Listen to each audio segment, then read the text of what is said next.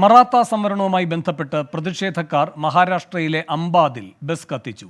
അംബാദിൽ curfew ഏർപ്പെടുത്തി. ക്രമസമാധാനം നിലനിർത്താനാണ് സർക്കാർ നടപടി. വിവരങ്ങളുമായി ആർ അച്യുതൻ ചേരുന്നു. അച്യുതൻ, എന്താണ് ഈ സംഘർഷത്തിലേക്ക് നയിച്ചത്? എന്തൊക്കെയാണ് വിവരങ്ങൾ?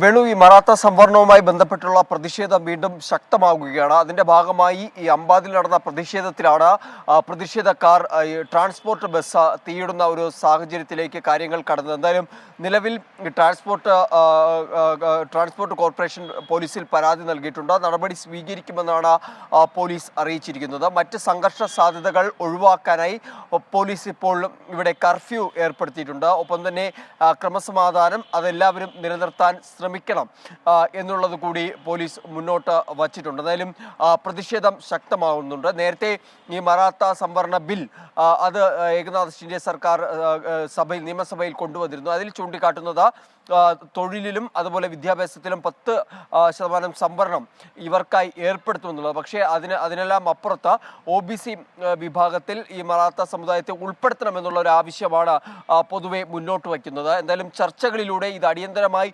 പരിഹരിക്കണം എന്നൊരു ആവശ്യമാണ് മറാത്ത സമുദായം മുന്നോട്ട് വയ്ക്കുന്നത്. പക്ഷേ അതിൽ ഇതുവരെയും ഒരു തരത്തിലുള്ള ചർച്ചകളും നടക്കാത്ത ഒരു സാഹചര്യത്തിൽ കൂടിയാണ് ഇപ്പോൾ പ്രതിഷേധങ്ങൾ ശക്തമാകുന്നത്. ഈ സർക്കാരിനെതിരെ വലിയ രീതിയിലുള്ള വിമർശനങ്ങൾ കൂടി മറാത്ത സമുദായം ഉന്നയിക്കുന്നുണ്ട്. ഇന്നലെ മുഖ്യമന്ത്രി ഏകനാഥ് ഷിൻഡെയും ഈ ആക്ടിവിസ്റ്റുകൾക്കെതിരെ, പ്രത്യേകിച്ച് മറാത്ത സമുദായ പ്രതിഷേധവുമായി ബന്ധപ്പെട്ടുള്ള ആക്ടിവിസ്റ്റുകൾക്കെതിരെ ആരോപണങ്ങൾ ഉന്നയിക്കുന്ന ഒരു സാഹചര്യം കൂടി ഉണ്ടായിരുന്നു. എന്തായാലും പ്രതിഷേധം വീണ്ടും അവിടെ ശക്തമാവുകയാണ്.